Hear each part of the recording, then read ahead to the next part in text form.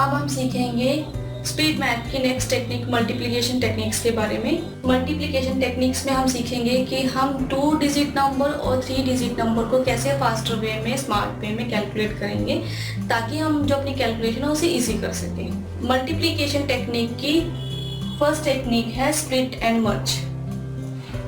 Split होता है किसी नंबर को डिफरेंट पार्ट्स में ब्रेक करना।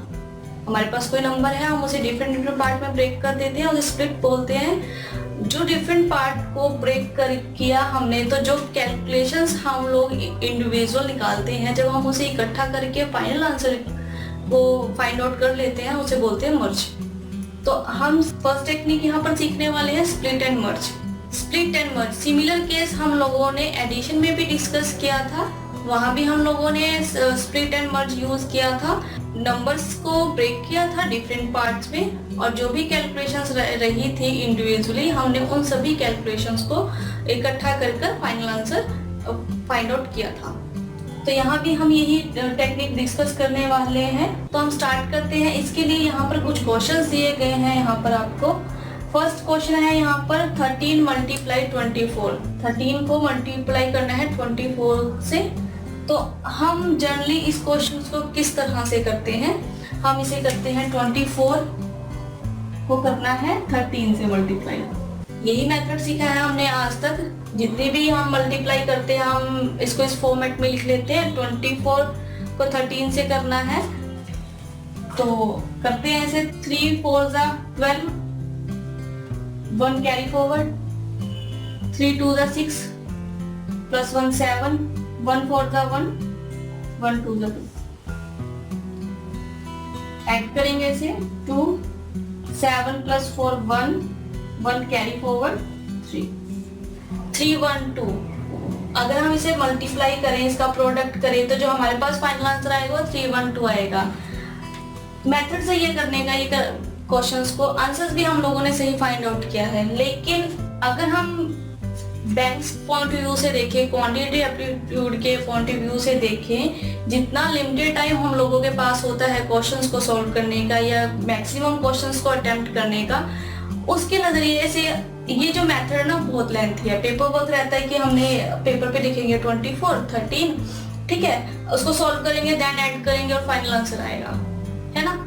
इसके लिए आपको जो आपकी कैलकुलेशंस है, जो आपके टेबल्स हैं, आपको टिप्स पे याद होने चाहिए। इसके लिए आपको अपनी जो भी कैलकुलेशंस है, बेसिक कैलकुलेशंस को स्ट्रॉन्ग करना पड़ेगा, ठीक है। तो हमने ये क्वेश्चन को इस तरह से नहीं करना, पेपर वर्क अवॉइड करना है। जितना हो सके हम ऑरली कैलकुलेट करें और जो भी इजी मेथड, शॉर्टकट मेथड्स रहते हैं हम उसे अप्लाई करें, ठीक है। तो हम लोग ये मेथड नहीं करने वाले हैं। इस क्वेश्चंस के ऊपर हम लोग स्प्लिट एंड मर्ज अप्लाई करते हैं। 13 24 टाइम्स है। हम इसे बोल सकते हैं कि 13 को 24 से मल्टीप्लाई करना है, मतलब जो 13 है वो 24 टाइम्स है। जब हम किसी नंबर का प्रोडक्ट निकालते हैं तो वो होता है कि जैसे A प्रोडक्ट B, अगर कोई नंबर A है, वो प्रोडक्ट, उसका प्रोडक्ट B से निकालना है, तो A भी प्रोडक्ट होगा B का और जो B है वो प्रोडक्ट रहेगा A का। जैसे कि अगर हम 6 को देखें तो 6 मल्टीप्लाई 4 24, अगर 4 मल्टीप्लाई 6 ये भी 24। अगर हम इनका प्रोडक्ट करते हैं, इनको मल्टीप्लाई करते हैं, जो रिजल्ट रहने वाला है वो हम लोगों के पास सेम रहने वाला है ना। तो हम ये कह सकते हैं कि यहाँ पर जो 13 है वो 24 टाइम है और जो 24 है वो 13 टाइम है, क्योंकि अगर हम एक दूसरे से भी इसको मल्टीप्लाई करेंगे, इनका प्रोडक्ट करेंगे, तो जो हमारे पास आंसर आने वाला है वो सेम ही रहने वाला है। तो करते हैं ऐसे स्टार्ट। यहाँ पर 24 वैसे देखने में बड़ा टिपिकल है कि अगर हम 13 को 24 टाइम्स करें, वैसे तो हम लोगों के पास एक मेथड ये भी होता है कि 13 को 24 टाइम, जैसे अब वो 6 किया था हमने, 6 मल्टीप्लाई 4 किया 24, हमें पता है कि 6 4 24 होता है ना। अब 13 को 24 से मल्टीप्लाई करें, नहीं आता एकदम से कि पता नहीं क्या आंसर रहेगा। तो उसको करने का एक मेथड ये भी रहता है कि आप 6 को 4 बार प्लस कर लो। 6 + 6 12, 12 + 6 18, 18 + 6 24, है ना। तो हम उसे उस तरीके से भी कर सकते हैं। लेकिन अगर हम 13 को 24 टाइम प्लस करें या 24 को 13 टाइम प्लस करें तो ये भी टाइम टेकिंग प्रोसेस रहेगा। लेकिन जो हमारे पास एग्जाम में प्रीशियस हमारा जो टाइम रहता है ना, हमें जो वहाँ पे प्रीशियस टाइम मिलता है, हमें इसे वेस्ट नहीं करना, ठीक है। तो मैं इसके स्प्लिट और मल्टीप्लाई कर रही हूँ, यानी कि 13 मल्टीप्लाई 20 प्लस 4। मैं इसे इस तरह से लिख सकती हूँ क्योंकि मैंने स्प्लिट किया है 24 को 20 प्लस 4 में। अब जो 13 है इसको हम मल्टीप्लाई करेंगे 20 से, प्लस जो 13 है इसको मल्टीप्लाई करेंगे 4 से, ठीक है। अब हमने इसको स्प्लिट कर लिया। अब इंडिविजुअल कैलकुलेशन हमारे पास रहेगी। 13 को 20 से मल्टीप्लाई करेंगे तो आएगा 260, प्लस 13 को 4 से मल्टीप्लाई करेंगे तो 52। अब जब हम इनको ऐड करेंगे तो हमारे पास आंसर रहेगा। अगर अब आप जो आंसर इस मेथड से आया उसे कैलकुलेट करें और इसे कैलकुलेट करें, कंपेयर करें तो सिमिलर है हमारे पास, है ना। तो आप अपनी कैलकुलेशंस को अपने कन्वीनियंस के अकॉर्डिंग इजी कर सकते हैं। आपको इतना पेपर वर्क नहीं करना। मैंने यहाँ पे आपको समझाने के लिए इसको 24 को ब्रेक किया तो 20 प्लस 4 में। उसके बाद मैंने 13 को 20 के साथ मल्टीप्लाई किया, 13 को 4 के साथ मल्टीप्लाई किया, और जो मल्टीप्लाई अगर 13 को 20 से मल्टीप्लाई करें तो 260 आया, 13 को 4 से मल्टीप्लाई किया तो 52 आया। हम इन दोनों को ऐड करते तो 312 हमारे पास आंसर आया। इतना पेपर वर्क आप लोगों को नहीं करना है एग्जाम पे, आप ओरली कर सकते हैं क्योंकि इतनी कैलकुलेशंस हमें पता है कि 13 को 20 से करेंगे 260, ओरली कर सकते हैं हम इसे, और 13 को 4 से करेंगे तो 52, 260 प्लस 52 312। इजिली आप इसे कैलकुलेट कर सकते हैं। नेक्स्ट क्वेश्चन है यहाँ पर 14 मल्टीप्लाई 19। जो 14 है वो 19 टाइम्स है हम लोगों के पास, तो मैं 19 को ब्रेक कर रही हूँ 20 माइनस 1। यहाँ पर मैंने 19 को ब्रेक कर लिया 20 माइनस 1। अब 14 को 20 टाइम्स और 14 1 टाइम, जो भी कैलकुलेट कर आएगा उसे माइनस करेंगे क्योंकि यहाँ पे माइनस है। 20 माइनस 1 लिया है, इसे स्प्लिट किया है जब। अब 14 को 20 टाइम मल्टीप्लाई करेंगे 280, माइनस 14 को 1 टाइम करेंगे तो 14, 280 माइनस 14 266। आपने देखा मैंने इस क्वेश्चन में किए बिना कुछ लिखे आंसर्स को फाइंड आउट कर लिया।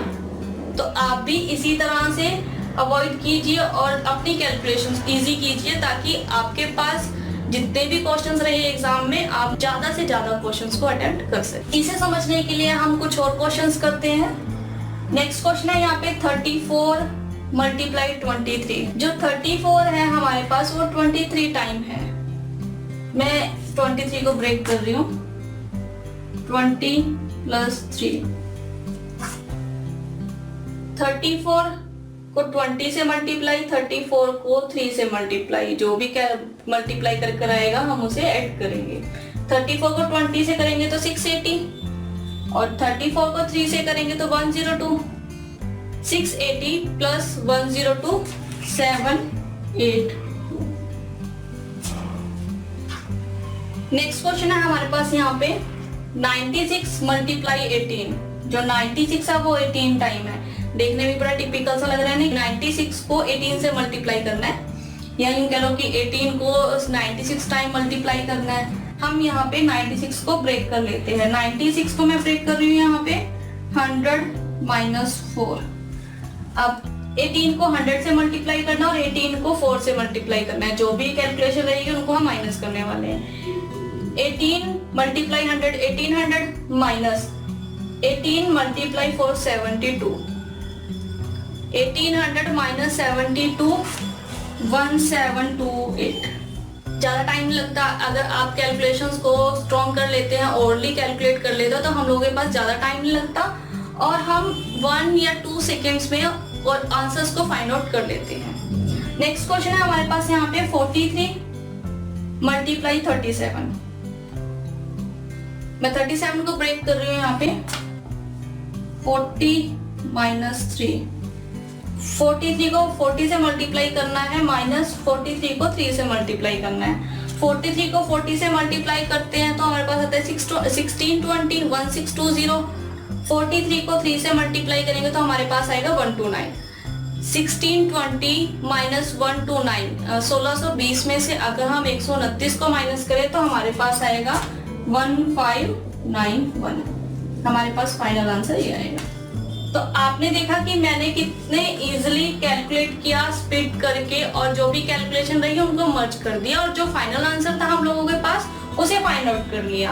आप अपने कन्वीनियंस के अकॉर्डिंग आपको जैसा इजी लगे आप उसको स्प्लिट कर सकते हो। आप यहाँ पे 13 को भी स्प्लिट कर सकते थे, 14 को भी, 34 को भी, 18 को भी, आपको जैसा इजी लगे आप उस मेथड को अप्लाई कीजिए ताकि आपके लिए कैलकुलेशन इजी रहे। स्पीड मैथ का मोटिव यही होता है कि आपकी जो कैलकुलेशन है, आप जो कैलकुलेशन कर रहे हो, कैलकुलेट कर रहे हो, वो इजी रहे आपके लिए, ताकि जो भी क्वेश्चंस आप लोगों के पास रहे आप उसे जल्दी से क्विकली कैलकुलेट करके फाइनल आंसर को फाइंड आउट